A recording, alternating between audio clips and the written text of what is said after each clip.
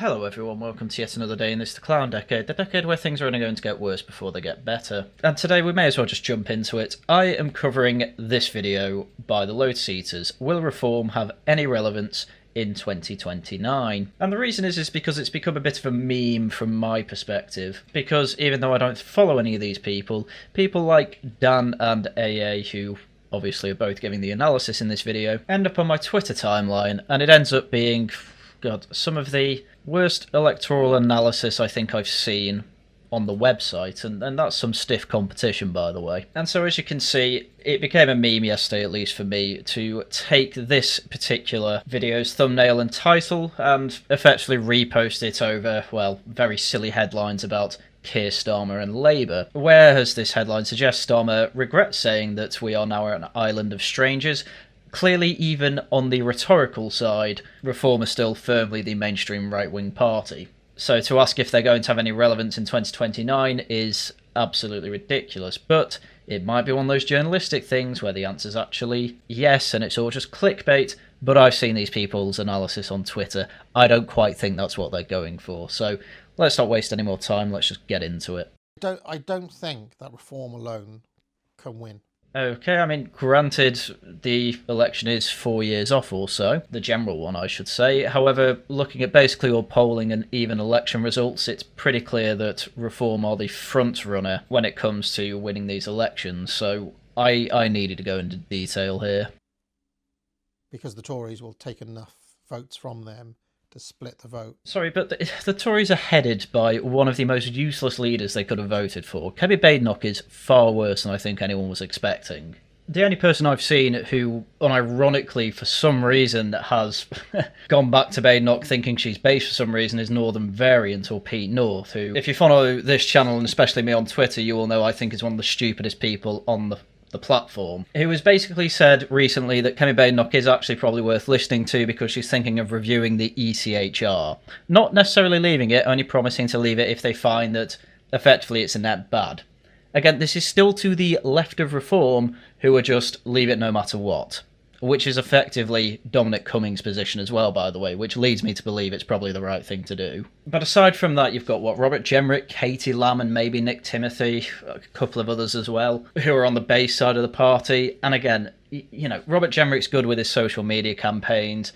Will he be good enough to lead the country and fix the problems? Maybe. Can he get people to trust the Tories again? I have massive doubts about that. And I think the only people who believe that are effectively people with Farage derangement syndrome, whether that be people at the Lotus Eaters or whether that be die-hard Tories. But at the end of the day, that's really not many people in British politics, is it? Hence, they're sticking around a 16 to 19% in the polls at the moment. Polls have kind of stagnated to Reform on about 30, Labour on about 23 to 25, and Tories in a quite comfortable third to fourth place.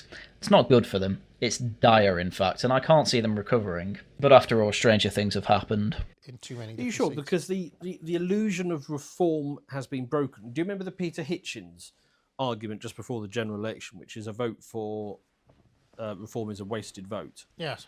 And it turned out to be pretty much the precise opposite. It was a vote for the Conservatives that turned out to be a wasted vote.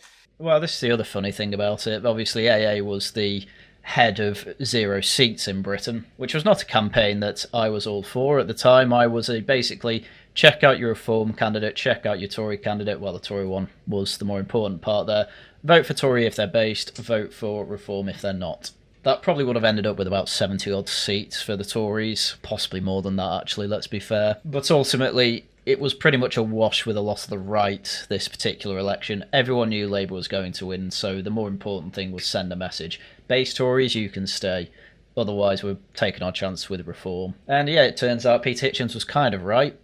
Starmer has been a lot worse than I thought it would be, to be quite honest with you. I thought it would be a non-stop wokerati with a little bit of economic mismanagement. Anyway, it turns out it's actually been a bit of the opposite. It's been mostly woke with a bit of red meat for the based people out there, and been possibly the worst economic mismanagement I've seen in my lifetime. At least that I can remember. I don't really remember the Brown Blair years, but I hear it was bad. We're going into the next election with Reform was, projected to win 300 seats and the Tories win 40. It's very hard to make the argument that you're doing anything other than throwing away your vote. But even Yeah, Dan's pretty much right here. Pretty much all polling, pretty much all momentum. It's all in Reform's favour, and granted, 4 years is a very long time in politics. However, basically everything I see from the Tories is either their leader finally going in the direction of the right after singling left for a couple of months, or it's effectively people like Robert Jenrick playing catch-up with Reform. And I do mean that. He is just saying things that people like Nigel Farage and Richard Tice have been saying for the past, well, not even 5 years, decade, and then pretending to be the first person that's noticed the problem. Crime's out of control. Tice and Farage have been saying that for like a decade. Illegal migration in hotels. Farage was the one who broke that story to the mainstream. Examples like this, there's plenty of them. And at the end of the day, it doesn't really matter who broke the story first. What matters is, who do people believe is going to solve it? Can Robert Jenrick plus a few team of the more base Tories convince people that they can get a handle on the rest of the Lib Dems in their party? At the moment, they're not doing very well at that. those 40 seats that the Tories win could deny a majority, or could be enough to prevent, or the splits in close seats or more liberal areas, say, where they wouldn't dream, they would vote Tory, but they wouldn't dream of voting for Reform. So already it feels like the title's a massive misnomer and clickbait. Because effectively what's being asked here is, can Reform form majority, or will they have a minority and be out by about 10 seats or something like that? Which at the same time is quite funny, because this is both Dan and AA effectively acknowledging why Reform may be going left in a few places, or at least look like they are, with, say, not being full ethnat on immigration, with, say, conceding with the child benefit cap and the winter fuel payments, which are two very, very funny policies to actually concede, because effectively it's flanking Labour to the left, on economics specifically, and while everyone's trying to say that he's turning into a Corbynite and things like that, Labour have literally just put the winter fuel payment back, and are still arguing over the two-child benefit cap, which again, total is £5 billion.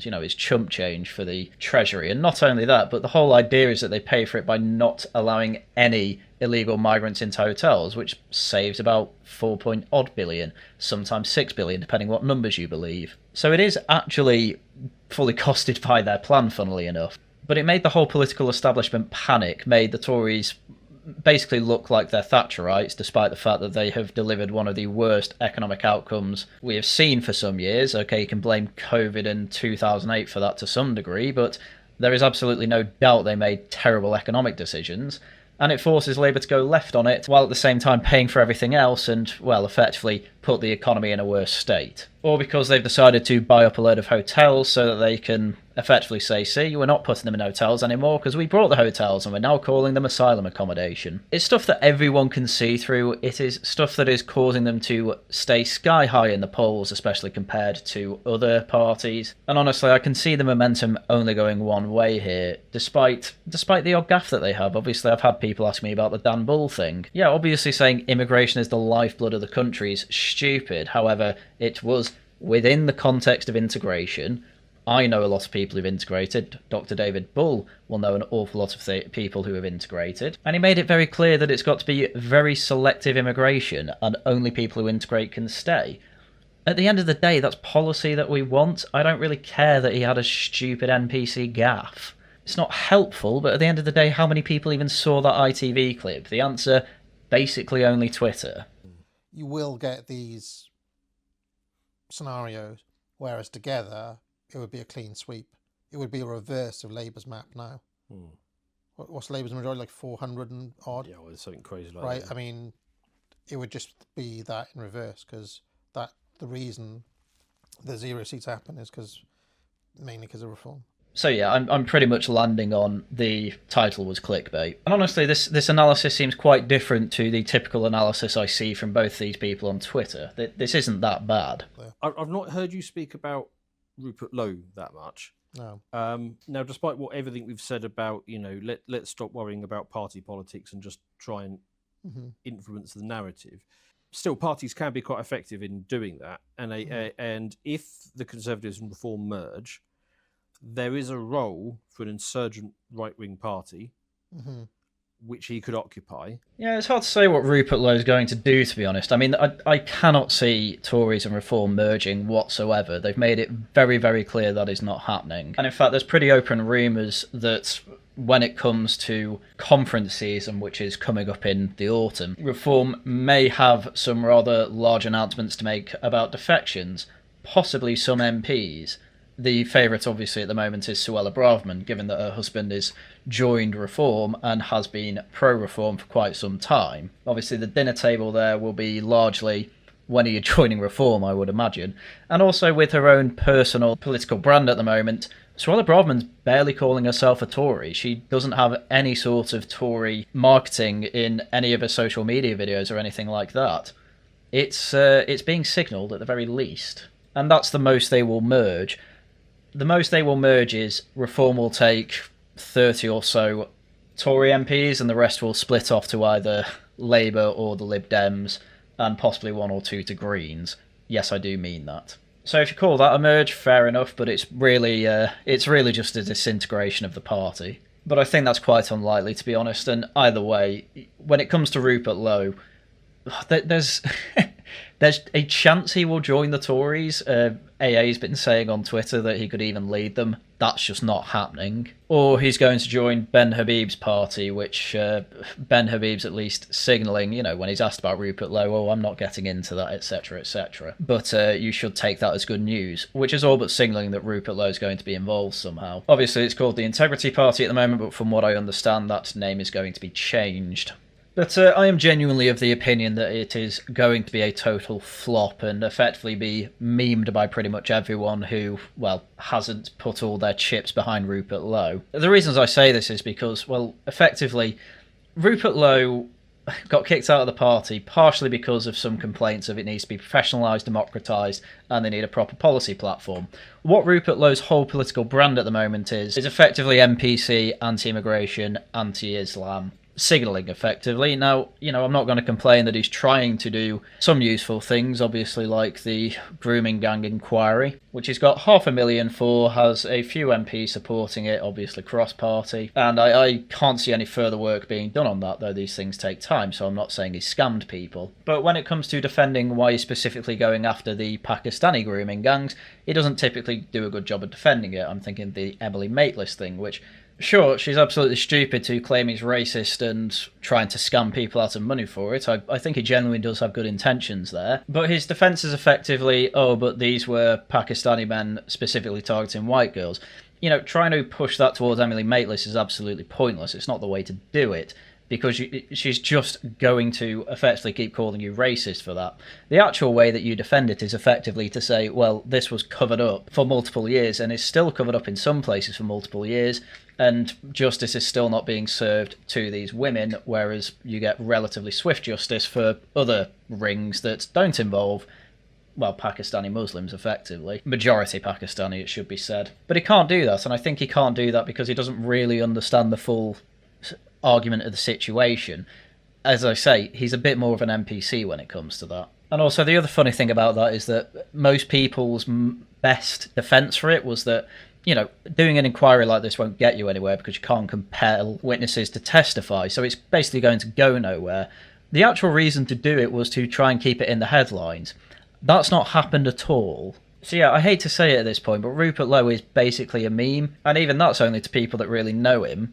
Most people still get his name wrong. What are your thoughts on the man and his prospects and his role in all of this? I think, I saw that interview that he did the other day, not the one with Carl, but the one with Emily Maitlis. That was incredible. Oh, yes. Because it's like he learnt.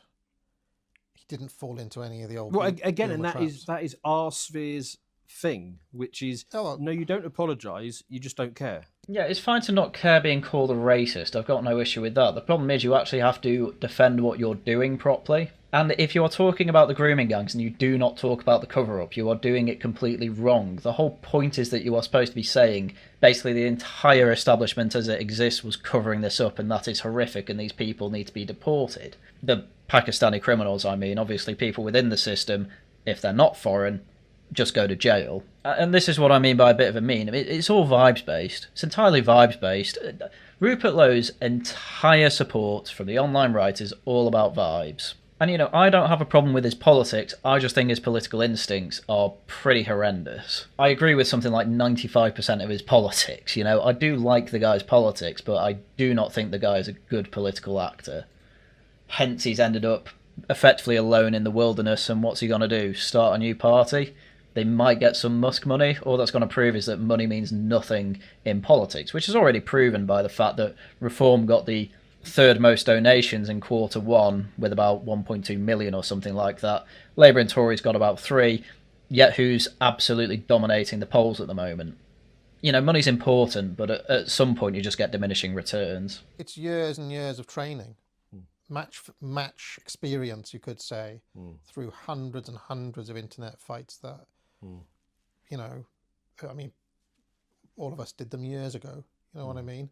Yeah, that's great and all, AA, but where's it actually got us? It's got the online right Rupert Lowe, and, the momentum behind him, it's ended up with people effectively soy-jacking out over him replying to Morgoth. Let's be real, the only thing that's going to happen here is that if Rupert Lowe ever hits mainstream again, it's going to end in tears, because it really doesn't take long to find chats he's had with Mark Collette, with ridiculous things he's said over the years. He might have said some useful things. I don't know. I don't particularly listen to him. But he's really not a hard guy to follow and find out, oh, this guy's an unironic fascist and white nationalist. That puts off, 99% of voters in Britain. It's not going to end well. This happens, by the way, because the guy who runs Rupert Lowe's account is some 20-odd-year-old he hired, who effectively is there to play Rupert Lowe's meme game. If Rupert Lowe were to actually run it, there's no way it would be as fun and funny and relatable to terminally online people as it is. But this is also why it's important to know who you're replying to and getting involved with. Either Rupert Lowe agrees with an awful lot of what Morgoth says, and, well, that would just be terrible, or, and I think this is more likely, he and his 20-odd-year-old just simply don't know and just assume everyone on the internet's actually like him and like me, where they're actually civic nationalist at heart and understand immigration and things like that have just gone too far. I think he's in for a bit of a shock with Morgoth. But so there's a wealth of experience that's been learned that has not been learned on the other side. That's just clearly nonsense. I still remember when this Breaking Point post was absolutely huge in the news. Nigel Farage has been called racist for all sorts of ridiculous reasons, and he always bats it down. The difference between Farage and Lowe is that Lowe is effectively chasing an awful lot of, effectively, Twitter attention. Farage is trying to get the attention of voters to win votes, and a good way to do that is to not be an unironic racist and not even interact with some, at least in the online right, very high-profile, unironic racists. And I'm not being funny, but Rupert Lowe said a few things that everyone seems to ignore on Twitter, where he ends up just being a massive civic nationalist and saying, oh yes, we do like the high-skilled workers. I said for ages, the actual differences between Lowe and the rest of Reform on immigration is all down to semantics. He wants to say remigration and mass deportations, and obviously Reform don't want to. Basically because it's just a big club to hit them over the head with when it comes to interviews. Oh, you want mass deportations? You're like, what does that mean? What does that mean? And if you're just going to explain what your policy is anyway, you just may as well explain your policy, which is exactly what they do in the first place anyway. As I say, it's magic word syndrome, and people need to get over it and understand electoral politics, but they don't. Emily Maitness didn't know what was coming. She was gobsmacked that her magic spells were failing. I'm telling you that you are focusing on Pakistani grooming gangs because probably you're racist and you don't believe that there are white perpetrators of the same crime. Can you deny that? I am concentrating on it because it's a blot on our national history.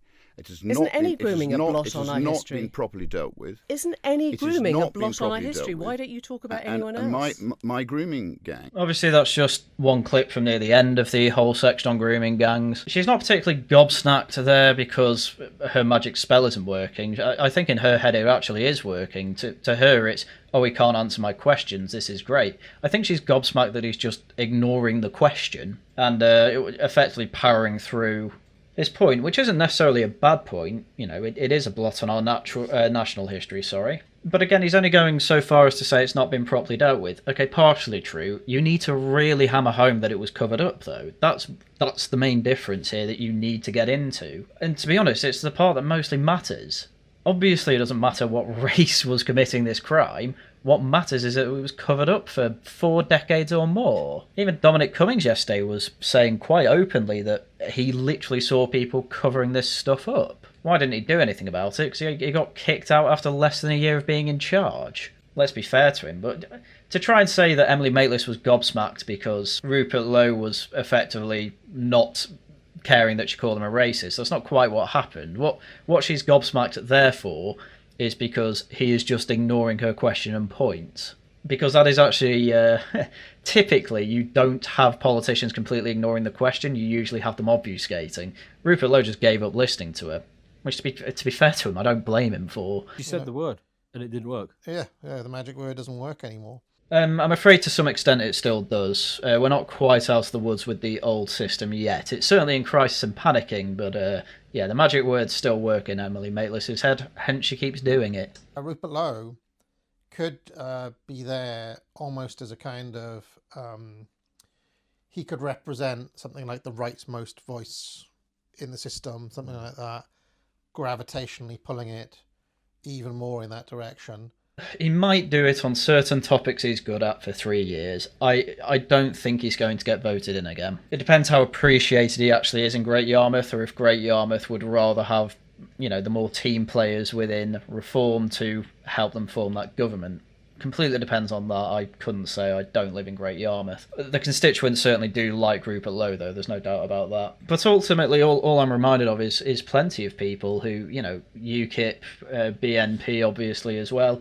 There were these pressure groups in the past, and barely any of them really were one-man bands. It's taken up to, really, the Brexit Party for Nigel Farage to become the one-man band of Brexit Party and Reform that it is, which obviously does need to change, and it takes time to develop that, but I don't think Rupert Lowe has the mass appeal that an awful lot of online writers think he does. And ultimately, you need the mass appeal to become the pressure group that you want to see within Parliament. Rupert Lowe being that one person in Parliament in a party with Ben Habib, and obviously a few other people that, as Ben Habib has said, is people that say Ed Dutton knows. Frankly, that means probably the Lotus Eaters, probably Carl, possibly AA, possibly even Morgoth as well, for God's sake.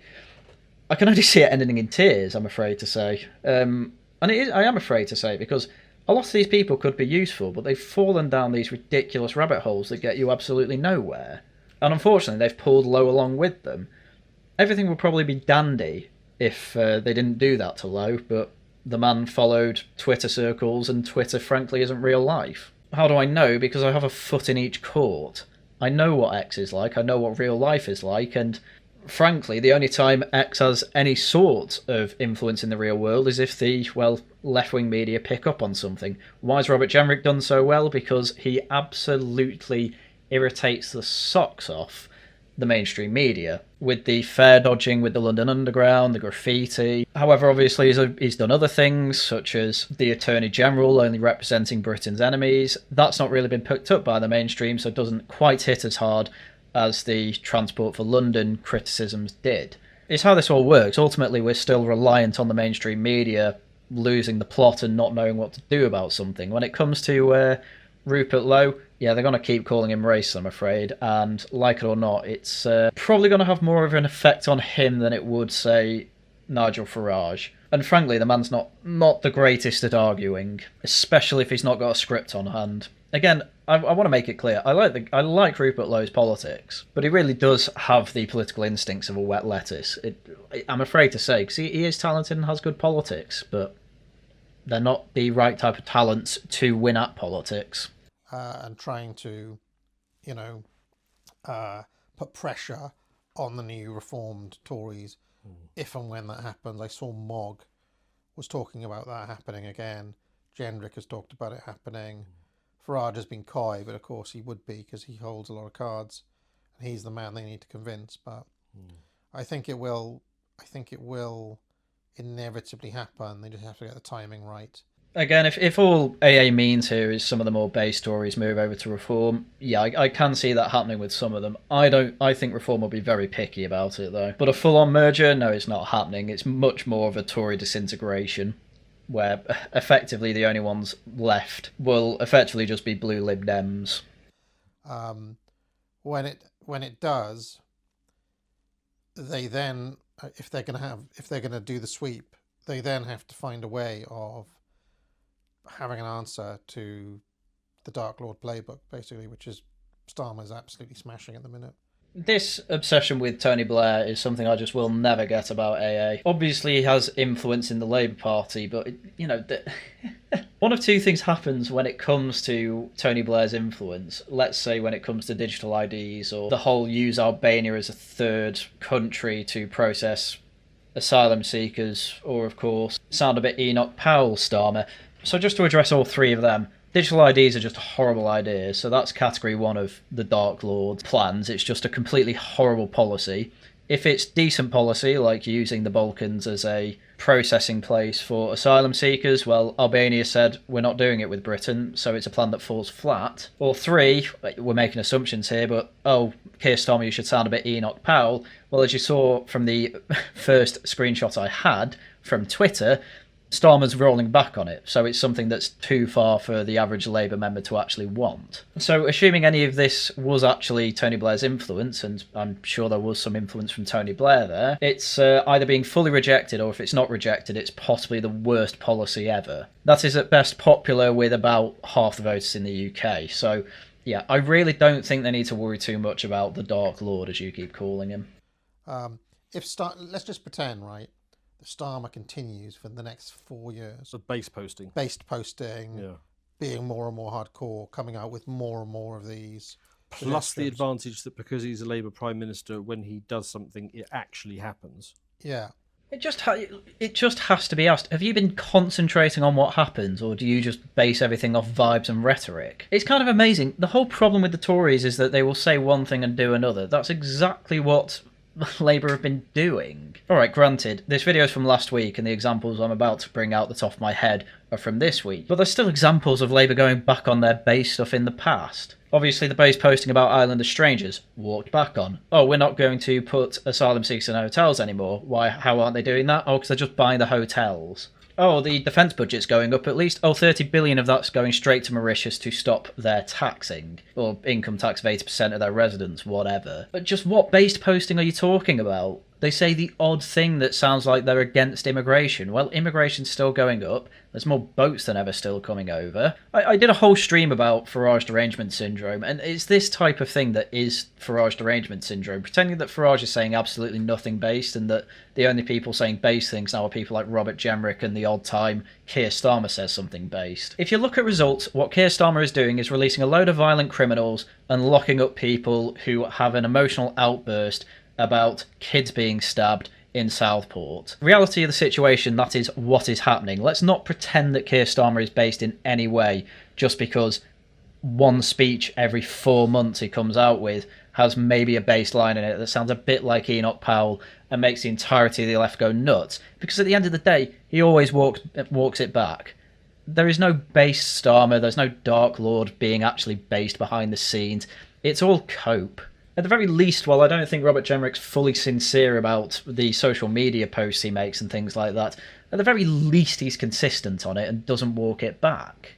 So let's pretend, and they keep on posting those immigration numbers coming down. What, back to 2019 numbers? Are you for real here? You know, this was a problem back in 2008. Around the time it was 100,000 a year. 300-odd thousand? Oh, look at them. Look at them, there's some cool deportations. Oh, you know, they paid those people £3,000 to leave the country, right? You know, these are criminals that shouldn't be here, but due to the ECHR, which they're not leaving, that's the only way they can actually lawfully deport someone. By spending more of your money to bribe people to go away, even though they should be forced out of here.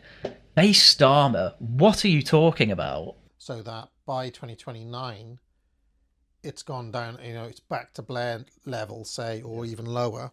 Oh, it could be 100,000 or something. Right, let's pretend it's back down there. Sorry, but did you miss the India trade deal? you know, they still ultimately have the same ideology that we've had for 20 years or so. They're still reliant on cheap migrant labour because they have absolutely no idea what orthodoxy they can follow, bar the one that's in Whitehall, which is cheap migrant labour good. Hence, as I say, the India deal. We will have a rotating store of Indians coming over to work for, I think it was estimated to be about 11 grand less, or cheaper, sorry, for companies to hire Indian workers like this. Obviously, they have to be Indian multinationals, which is one huge incentive actually to keep immigration numbers up. The only way immigration numbers are coming down with this Labour government is if they fudge the numbers. I guarantee it. Base Starmer is the most ridiculous meme I've seen from the online right. What have the Reform Tories got to offer? 100,000 less immigrants than that. What do you mean? Hell, they've even been talking about a referendum on the death penalty. Do you think Labour are going to touch that? Get real. And this is why the Blair playbook is, I mean, that's the reason they're doing it, to kill populist momentum. Well, the result of all this has been absolutely no one from the, well, not even the centre beyond to the right has moved over to Labour. In fact, they've just really, really irritated their actual support base, and that's why they're going back to it. It's as Cummings says, they've radicalised themselves to the left, they are now trying to throw out some rhetorical red meat to the right, and nobody's buying it. And nobody's buying it because they can see the actual policy they're putting in place and the trade deals they're making. I don't know how much of an emotionally driven moron you have to be to make analysis like this, and I do mean that. All they really care about is rhetoric. The whole problem we have had for years is that the Tories give right-wing rhetoric and left-wing policy. Labour are doing the exact same thing. How are you missing it? To take away their calling card. He's openly said, I mean, Blair has said this dozens of times in interviews. He openly says what he's doing.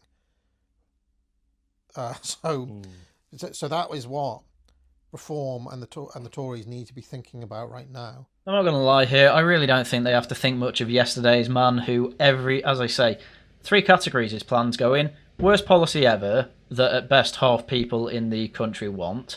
It's policy that is rejected because the other side of the reliance on said policy, such as the Albania scheme, reject it.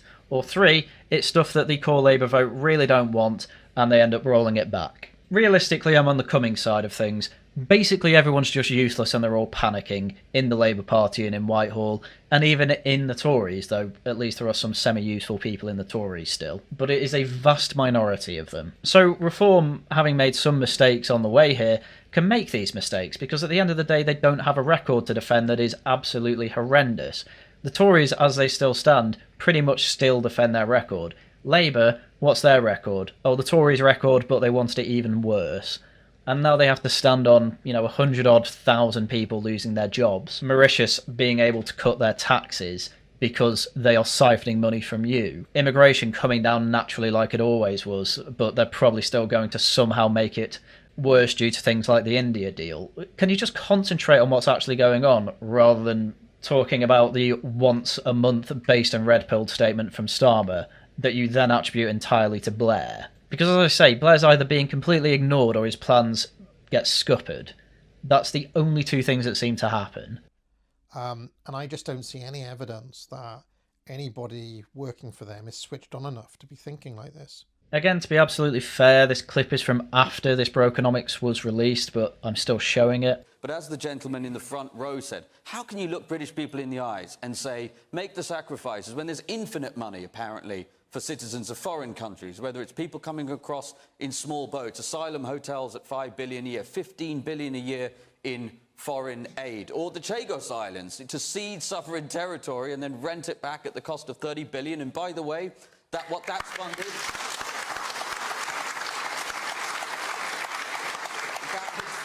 That is funded Mauritians. 80% of Mauritian workers are exempt from tax, while the tax burden on British people is at the highest level since World War II. That is Zia getting on all the main points of the economic woes that we have at the moment, especially when it comes to tax. And it got a pretty decent applause for a right-winger on Question Time. It's clear that Reform understand the issues that people are facing. It's clear that they understand the best ways to attack Labour.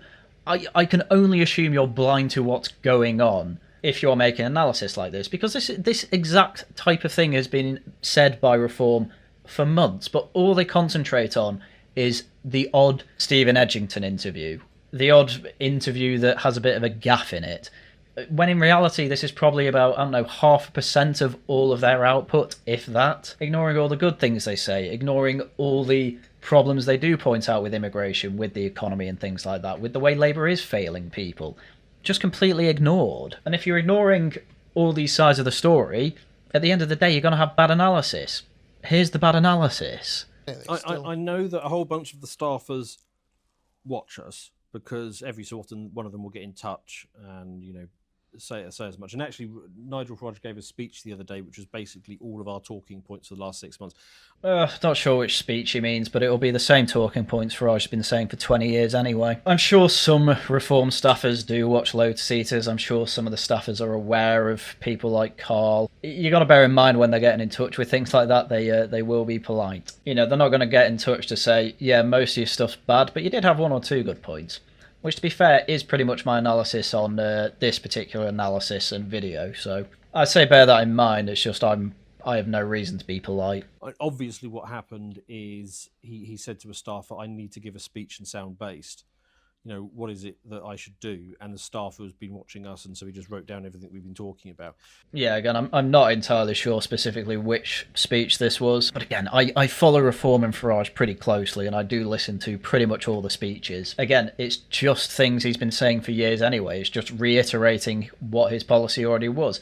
I've done plenty of videos on this. Every time they come out and say, oh, new policy, it's just more detail of policy they already had. And the rhetoric's exactly the same as it's been since the UKIP Brexit days. I can quite comfortably make the assumption that this is what has happened, because you'll notice Dan has said, oh, these people have got in touch to tell us they watch us. But obviously they haven't said thank you for making these points, we're, you know, going to take them in good faith and what have you. God knows what they're getting in touch about at all, actually. It's I doubt they're just getting in touch to say, we like your content. I wouldn't be shocked if actually it's to reply to offers of interviews and things like that, to be honest. I don't know. But staffers don't generally just email people to say you're doing good stuff, at least in an official capacity. Interesting, you made the point the other day that you think Labour have been watching you. I do. Only because they are now executing what I've been talking about for so long in a way that has gone way beyond anything I would have ever dreamed. I mean, I assume you don't mean the India deal. Yeah, I'm going to need detail on this. I think I remember AA trying to claim that Labour have obviously been watching him on Twitter. I don't see why he'd say that, personally. I thought they'd just kind of play at the margins a bit and the language would be softer and so on, but they are... Is that because they've been watching you? Is that because your understanding of the power dynamic is rivaling the Dark Lords, and therefore you just come to the same conclusion? I was told that somebody once gave a copy of Populist Delusion to Blair directly. Oh. Somebody who actually knew him and knows him and has lunch with him gave him a copy of the book. So I have no doubt that he at least looked at it, because he was writing a book on Machiavellian politics. Okay, well done for that, I suppose. What appears to have happened since then is that, well, as I say, all of Blair's ideas, if you really want to give him most of the credit for this, have hit brick walls. So, yeah, do you really want to be taking credit for this? Either they are directly watching some of us to get some inspiration for ideas and so on, or they are, because they're New Labour, let's not forget, intensely focus grouping on issues. Yeah, I'm putting my money on the latter there, because I mean, sincerely think about it. Why would the New Labour machine start reading a book on, albeit a professor, but a professor of English writing about the populist delusion, when frankly they're not trying to be populist anyway? Like, I get the whole point of the populist delusion is to criticise populism and talk about elite theory, but at the end of the day, if Tony Blair's at the point he's writing about Machiavellian politics, you'd think he kind of already knows the merits of elite theory anyway. And frankly, he seems to be doing similar things to what he was doing back in the 90s and 2000s, which is effectively say the right things, get my Fabian policies in place. Well, you've had that pretty much from the Tories for 14 years, so people are seeing through it yet again. This is why Farage is so popular, by the way, because he actually looks sincere. And he also just seems like a person. He can actually interact with people like a human being, which is huge in today's politics. I mean, one of the key brains behind the Starmer outfit is a guy called Morgan McSweeney. Pretty sure he probably wrote that speech, and I'm pretty sure it will be him if it's anybody. Because he's Blair's creature, isn't he? I don't think he is fully. Right. He's got his own ideas too. I mean, yeah, I wouldn't be shocked, but yet again, the speech, as everyone was saying, it either sounds like Enoch Powell or it sounds like Nigel Farage. It's catching up with the right, with reform, with what they've been saying anyway, some of them obviously for decades. And again, I don't think I'd be wanting to take any sort of credit for the decisions that this Labour government have made, because they've pretty much all been dire. And again, they're walking back on it all. This whole base Starmer woke is being put away. It's all nonsense. We're not even past peak woke. Okay, the Supreme Court decided that your sex is biological. Well done. What is the only thing that Keir Starmer has done since then? Basically bleat it. The man is a bleating machine. And I'm afraid to say that the left-wing crazy faction in Labour is still rather large. The proof of that is once again going to be at the conference. A conference where, by the way, they sang the national anthem and had to give everyone the lyrics to God Save the King.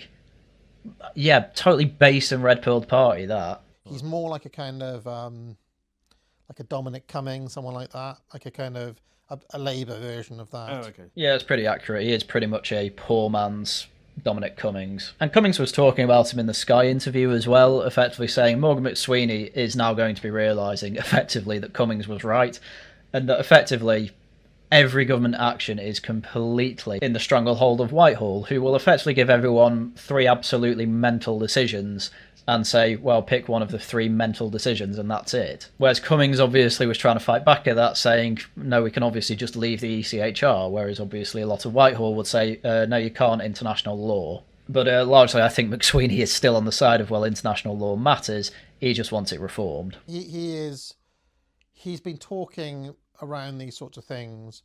They talk about taking an interest in like the welfare of the country in a way that cares about the country. I don't know at what point I'm going to get bored of this, but again, rhetoric. That's all AA seems to care about here. Okay, what about what they're actually doing? Do you think it's good welfare to the country with this Chagos deal? Do you think it's good welfare to the country to lie to them about hotels no longer being used for asylum seekers, or illegal immigrants, Definitely illegal immigrants. Whereby you're effectively being lied to because they will say, oh, hotels won't be used anymore. Well, they actually will. They'll just change the definition of it, which is how every Labour government has worked in my lifetime. It's how the Tories worked to some extent as well. I'm sorry, you think rhetoric alone is going to be enough to beat reform? Are you mental? Well, old Not sorts as of just trade GDP. unionist type sentiments that, yeah. Sort of, Yeah. yeah. Which harks back to, the 60s and 70s and so on. Yes, back when trade unions were universally loved. My parents still always mention whenever they talk about the unions how you had to be a member of them in the 70s and there was no secret ballot, and so basically every vote was unanimous, because if you voted against, well, you weren't in that union and that job for very long. And what are the unions doing now?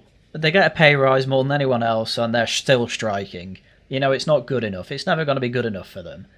We're now talking about being on the side of trade unions, which are pretty universally now despised, especially the junior doctors one. The only people, by the way, still voting Labour are public sector workers. That's pretty much it.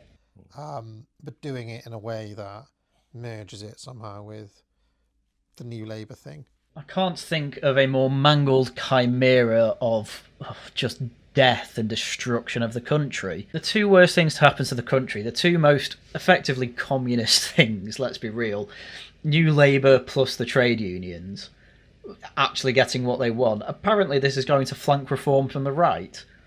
It's not going to happen. It didn't happen under any previous Labour government. Windrush happened because a Labour government did not have the stones to turn the ship around and not allow the people onto the country, onto the soil, which opened the first floodgate for the Windrush generation, which, Yeah, there'll be some useful and integrated people from those generations, sure. But my God, they didn't do anything about the British Nationality Act, did they? It effectively caused Enoch Powell. And this government is still causing Nigel Farage. And who's going to be the future? I don't know. Could be Zahir Yusuf, oddly enough. So yeah, he's not fully Blairite, I wouldn't say. But I wouldn't be surprised if he had commissioned tons and tons of focus group meetings with people all around the country and then written down what their concerns are. I do like how AA does this a lot. He'll start off by saying, look, I'm influencing things. And then as he goes into detail on it all, there'll be less of the I'm influencing things and more of the, probably more accurate, oh, it'll be focus groups. Because of course it's focus groups, because all they're talking about is what the public want. You know, they're trying to be populist AA. They're just not very good at it because at the end of the day, they are the party of the liberal left elite. Because a lot of the stuff that we talk about are literally just articulating what the concerns are in the country. You know what I mean? You know what I mean? So, well, it's yes, but so those concerns in the countries can often be very inarticulate. What we do is we find a way of thinking it through clearly and consistently and explaining it in simple terms. Well, if that's what you do, your Twitter frankly doesn't reflect that, but okay. Which then filters back into the country and then they can explain it a bit better. So yeah. AA says yeah, but he has just explained most likely the opposite scenario. Sorry, but I just do not see that many people in the UK watching and refining what the Lotus Eaters say. I'm just going to be real with you here. The main reason I say this is because I've been to plenty of reform meetings, I've been to plenty of kind of public relations events, let's say, for reform. Lotus Eaters has never come up. Even when I ask people about Lotus Eaters, nobody has heard of them. I was honestly quite shocked. Like, even talking to Zoomers and millennials, even some Gemma Alpha, to be honest, no one has heard of the Lotus Eaters. I have never met anyone in real life who has heard of them. And I'm telling you, it is absolutely not elites who pay attention to the Lotus Eaters. Frankly, from the looks of it, I think Lotus Eaters' audience is mostly American. Because honestly, the amount of people I've obviously met in Britain who are politically engaged, and not one person has heard of the Lotus Eaters. Honestly, I am genuinely shocked. It's perfectly possible that I'm an anomaly, but then again, I know other people involved in reform who have asked the same things of me. Never met anyone who has even heard of them. So this idea that, you know, the things you're hearing from Starmer, Farage, Jenrick, what have you, oh, they're talking about it because we are. No, they're talking about it because everyone's talking about it. It's quite funny. I'll see a clip on the Lotus Eaters, and it will be a couple of days after I've pretty much read the same complaint in The Spectator. That happens quite a lot. So reality of the situation is that Lotus Eaters don't particularly talk about, in their podcast at least, anything particularly special, and they're not particularly unique in the things they say beyond the fact that they make edgy jokes. But their more thoughtful and scripted stuff is all behind paywalls. I don't know many people who... I don't know anyone, in fact, aside from a few people on the internet who pay for the Lotus Eaters to get past that paywall. Aside from that, it's maybe the odd clip from these paywalled videos, which obviously this is a clip from the paywalled videos. And with the things being said, it's not exactly advertising me to pay for the rest of it. If we can influence the focus groups, then, you know, we influence the power. Do you have a sense of how dominated by focus groups Labour is? I'm still pretty sure that they do it. You know, I mean, let's face it, it's still literally Peter Mandelson sitting there. You know, it's the same people. Yeah, it is pretty obvious it's the focus groups who are driving what Labour do. Why, say, did they U-turn on the winter fuel allowance? Because, well, it's popular. Why did they make the speech on immigration? Because immigration's now the biggest issue in the UK. Again, I've said it for some time, but all of these basic things that Labour are doing, it's what anyone would advise them to do. I particularly think the Lotus Eaters are advising anything special. And to be honest with you, I don't think I'd want to take any credit for influencing this particular Labour government, because it is pretty much universally hated, aside from people who end up with higher paychecks because they work in the public sector. That's pretty much Labour's only support at the moment. One of the things that I know that they're very concerned about, and what stuff like the base posting and the Islands of Strait, they are aware that the whole process of Brexit, Donald Trump, COVID, the 2020 election, those four things, and immigration, and being lied to about immigration, has broke and woke. So quite a number of different things has broken down trust in the institutions. It's broken down trust in the government. It's broken down trust in experts. It's broken down trust in basically the whole power structure. Are they? Because that's exactly what they're doing. Immigration talk or open borders policy. Then they do that India deal? Are you serious? We won't raise tax on working people. Up national insurance contributions. 100,000 people now off payee. Are you serious? I do not believe that they are aware of that. There is no way they'd be acting like this if they're aware of it. And if they are aware of it, they are pretty stupid. Total double-digit IQ morons I'm talking about, not even midwits. And what they are desperate to do right now is to get people to see actually that they're listening to them, that actually, yes, there was a period there where things were pretty shit, but now you can trust us again. Now we're generally on your side. I think this Labour government has, so far, even just this week alone, done the exact opposite of that. Either Blair's advising and they're completely ignoring it, or they are listening to Blair and Blair actually doesn't really know what he's doing. Take your pick. As far as I'm concerned, that's literally the only two things that could be happening. Trouble is, for Starmer, is that I can see from my own comments every single day that a large number of people just, it doesn't matter what they do, they just don't believe it. I mean, I wonder how many people have been lost permanently. Oh yeah, it's quite a lot. Honestly, the funniest timeline, and I think the one they're going to go down, is oust Starmer, get Angela Rayner in, and then everyone's going to see that she is, once again, all talk and no bite. One of the things I hear a lot, Dan, is, oh, they say they're going to do it, I'll believe it when I see it. It's the actual, it's like, we've been down that you've tricked us too many times. And this is something that Blair is aware of and has said himself. Yeah, so he's probably advising them and they're clearly ignoring him. Or he's giving bad advice, take your pick. What happens to a political system like ours when 70% of people don't bother to show up to elections and people just checked out? I mean, what actually happens? Do they just run away with it? If the past is anything to be believed, you get Labour governments. That's pretty much what happened last time, to be honest. Realistically, though, we are seeing an uptick. We're seeing quite high turnouts for by-elections and council elections, and it's because people are going out and voting for the alternative. And with Doge, and obviously with the flag change, all right, the flag change is a small thing, but clearly Reform have priorities and they are delivering on them. Labour have priorities and they're delivering on them and telling you that their priorities are elsewhere. What happened actually during the Blair years, where there was low turnout, is that the government said, oh, that shows how content people are. It shows that, they're actually happy with the way things are going. Yeah, it'll just be spun as Labour are doing well, but again, I don't think that's going to happen. How was it spun last election, actually? Because last election was a pretty low turnout as well. In fact, I think it was lower than the mid-Blair years.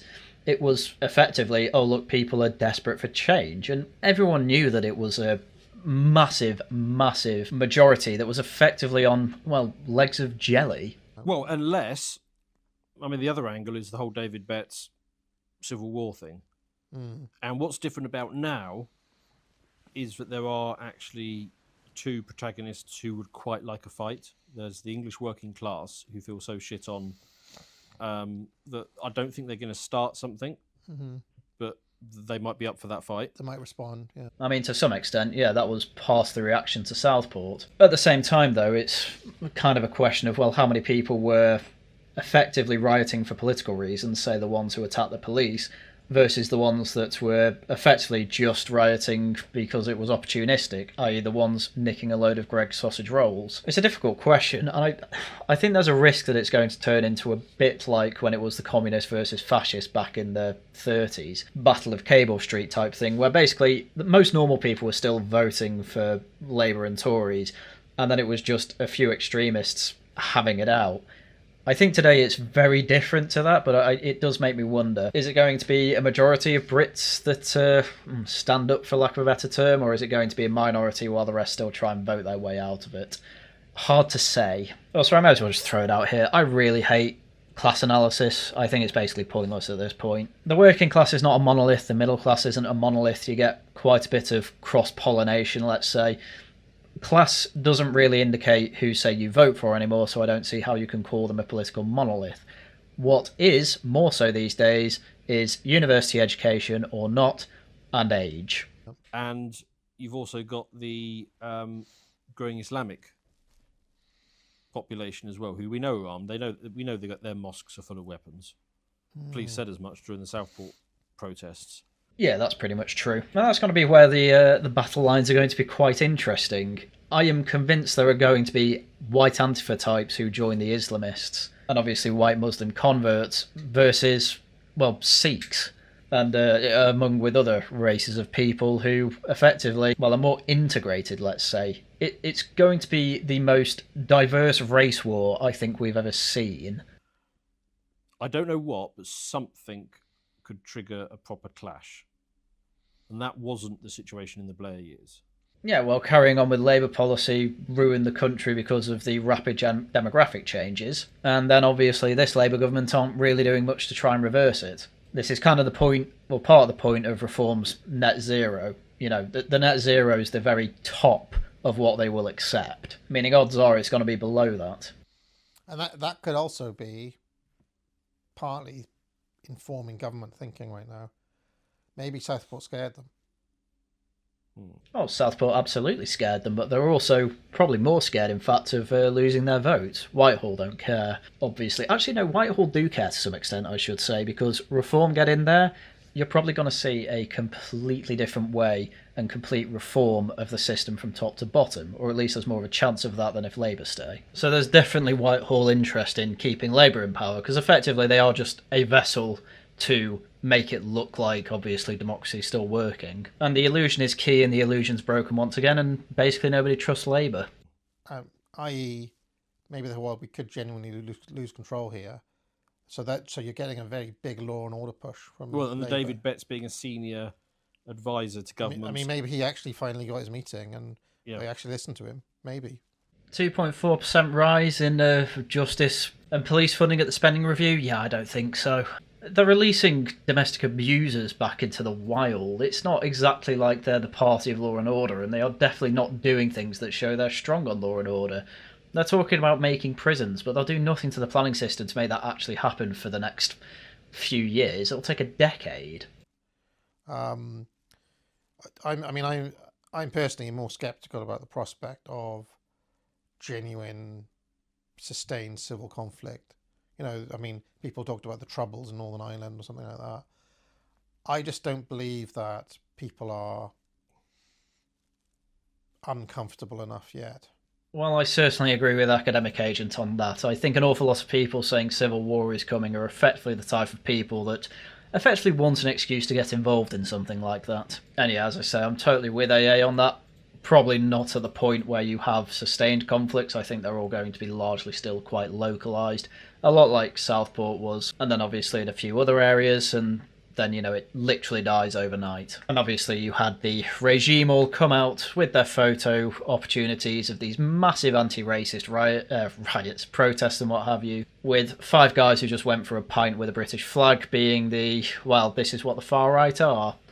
When in reality, nothing was happening. People aren't stupid enough to make the same mistake twice, and it's quite clear that the hammer of God was coming down on rioters, even those who did nothing.